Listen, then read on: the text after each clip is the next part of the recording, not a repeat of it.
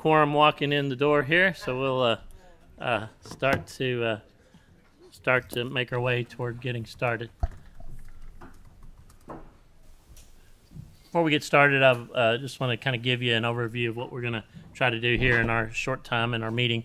We're going to consider Senate Bill 216 and proposed committee substitute 1 and discuss that and possibly act on that. Then at the close of our meeting, Senator Southworth has a couple of ideas that might be floor amendments that she was working on toward a committee sub, and we just didn't get together on it. So she's going to want to honor that and give her five minutes or so at the end to talk about a couple of ideas that she has on the bill as well. So at this point, Madam Clerk, please call the roll. Senator Alvarado, Senator Harper Angel, Senator McDaniel, Senator McGarvey, Senator Schroeder, Senator Southworth, Senator Storm. Here. Senator Thayer. Here. Senator Wheeler. Here. Senator Nemes. Present. Senator Mills. I'm here, and we have a quorum. At this time, I'm going to turn the meeting over to my co-chair, Senator Nemes, and I'm going to go to the table to represent this bill.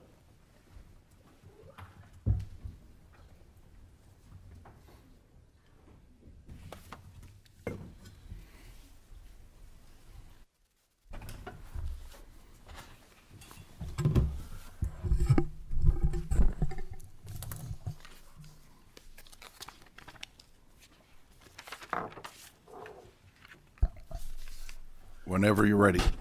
Thank you, Mr. Chairman. I'm Robbie Mills. Represent the 4th District in Northwest Kentucky, and I'm here representing Senate Bill 216. This is a holdover from yesterday's meeting. We had obviously had a large agenda. Senate Bill 216 addresses You have a committee sub? I do. If you would like to, if we could Entertain motion. adopt the sub, okay. All in favor, say aye. Aye. Opposed? The ayes have it. The committee sub is adopted. Okay. So we have before us Committee Sub 1, which we've been working on for the last several weeks related to this, and have had quite a bit of input from members in the caucus. So I would like to just kind of talk about, there are 7 points that are the committee sub to Senate Bill 216. The first item on the sub is it changes the number of independent inquiries done by the Attorney General from 6 to 12. These are the inquiries after the election that are drawn from random selection. That will give us a full 10% of our counties that are independently looked at, or election results are looked at in this inquiry.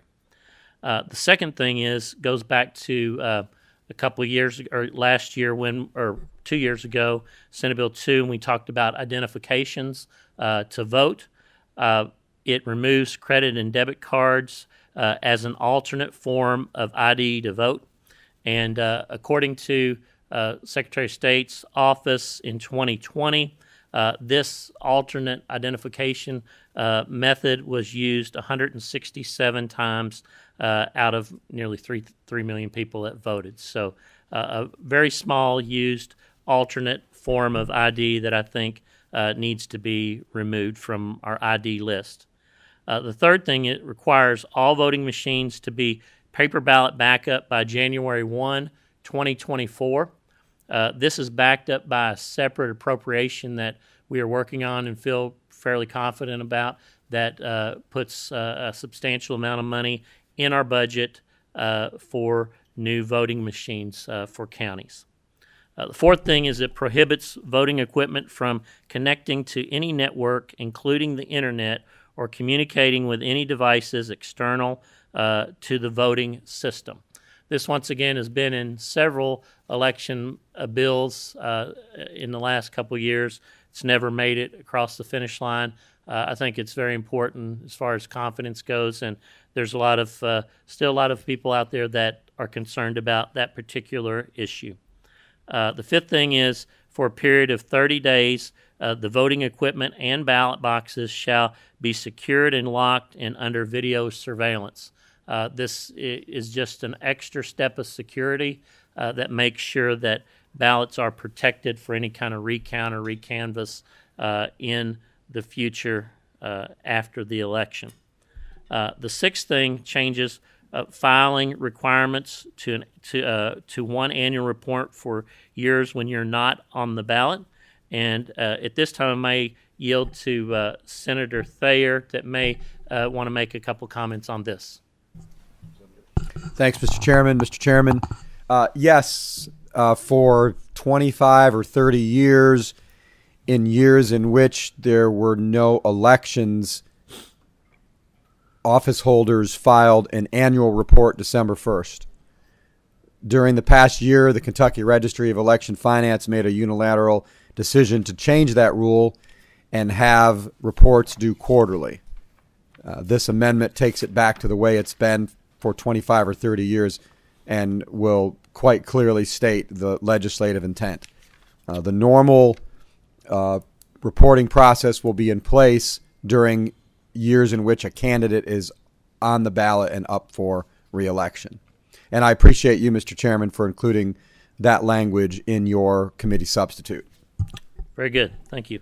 And the final thing involved in this committee sub, number 7, it places the Secretary of State as chair of the board of the State Board of Elections, and that is on page 25 of the committee sub. So those are the 7 items that are involved in this committee sub. I will mention that I have vetted this through Secretary of State's office, through several representatives of the Clerks Association and folks with election interest.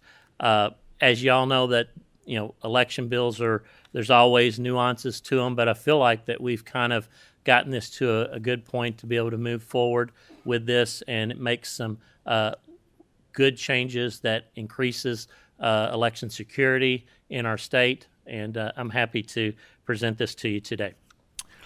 I see there's no one that signed up to speak. Are there any questions of members? Motion on the bill. We have a motion and a second. Secretary, please call the roll. Senator Alvarado. Just point of clarification, Mr. Chairman. Sorry that I'm Yes, please. sorry that I'm late. I came here from another committee. We're voting on PSS 1 has been adopted. Is that correct? Yes, that's correct. Very good. Then I vote aye. Thank you. Senator Harper Angel. Senator McDaniel. Senator McGarvey. Senator Nemus. Aye. Senator Schroeder. Senator Southworth. Display my vote, Mr. Chairman. Yes. Mr. Chairman, I'm voting no. There are 2 provisions in here that are the problem. One is the internet connections. Our language right now actually allows internet connections because our voting machines can't possibly be connected to official results. And they're all talking to each other, which is lots of hackable locations. So I'm working on language to solve that. And the other reason is the Secretary of State, as the chair of the board and as voting member, this body actually took action about 3 years ago to address this issue that had spun out of control, and there are numerous investigations, court cases, articles, and so forth about this, and we're turning around and heading right back in that same direction. I think that's a dangerous move. I didn't support fully exactly how it landed the last time, but I do think we need to be more careful on addressing it, not just reverting right back where we were this time. Senator Storm. Aye. Senator Thayer. I'd like to explain my vote. Yes, please. I vote aye. I was the one who led the charge to remove the Secretary of State from the Board of Elections. The previous Secretary of State proved that she was incapable of holding on to that position. The current Secretary of State has done a good job and proved himself more than capable of being back as chairman of the Board of Elections. I vote aye. Senator Wheeler. Aye. Senator Mills. I vote aye. 7-1. We have a 7-1 vote, so it passes to the floor with favorable expression.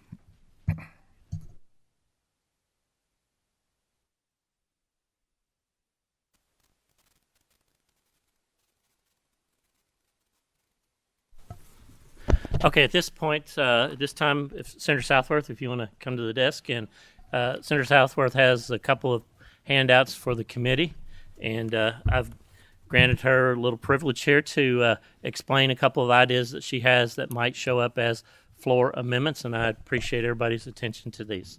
Senator Southworth, the floor is yours. Thank you, Mr. Chairman, and members. Hopefully this isn't a whole lot of new information, but I do want to clarify what was in the committee sub number 2, the part that I just spoke about, the electronic network and internet connections. On page 7 of the current sub that we just adopted, the language says prohibit voting equipment that tabulates or aggregates votes used in official results from connecting any network, including the internet, or communicating with any device external to the voting system. So there's 2 key words there, and I think most of you have this handout. You surely have it now. This is way too many words. What we're talking about is data leaving our systems. And when we put too many qualifiers on it, then it ends up creating a situation where there's gaps. And the gaps are, what if we are doing votes that have unofficial results, which is how all of our machines count the votes? And what about if we have connections that are internal to the voting system, which is all of our connections? So this is wording errors that need to be fixed. This is going to be a hot topic because in 2021, in February, the federal certification program that certifies our machines is now allowing internet connections in machines. So they are not cutting those out. In the past, they were using 2005 certification standards. We've come a long way in technology since then.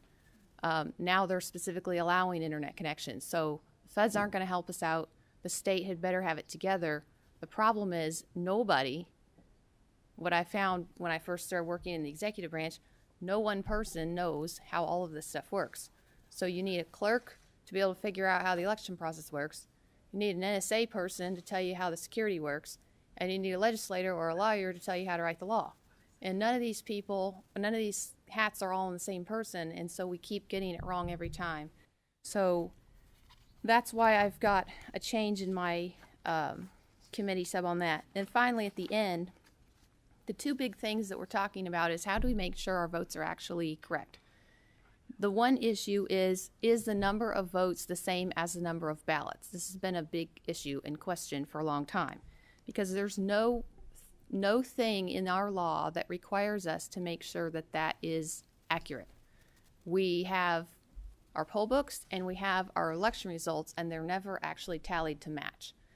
What this does is makes us make sure that the tallies actually are equal before we move forward in certifying an election. And finally, the last thing is risk limiting audit. And on the committee sub page 12, you'll see the definition of risk limiting audit. Because last year in House Bill 574, we passed language inserting this risk limiting audit procedure. The problem is the procedure isn't defined. It just says there's a procedure. So we need to insert language that specifically says this will be the procedure that we follow, because this went into effect July 1, as we all know how bills do. And to date, there's not been a single risk limiting audit. We've had election specials this past fall. Risk limiting audits haven't been done. The clerks are with us today. I've had those conversations. They haven't gotten the parameters put together yet. And the parameters need to have happened by June 30 last year. And we have an election coming up this year, and are they going to have it together? We don't know. That's certainly not acceptable. We need to just give some definition to it so that nobody has to wonder, and we all are clear exactly what's going to happen with that audit protocol. So I have to say thank you to our friend Senator Higdon, who made this suggestion on how to define the risk limiting audit, and it would be a random selection of a couple of precincts in each county. They could actually go through and count, and if that all matches, then we really don't have to do those full counts that everyone's worried about. But if it doesn't match, then we absolutely better check the whole count, right?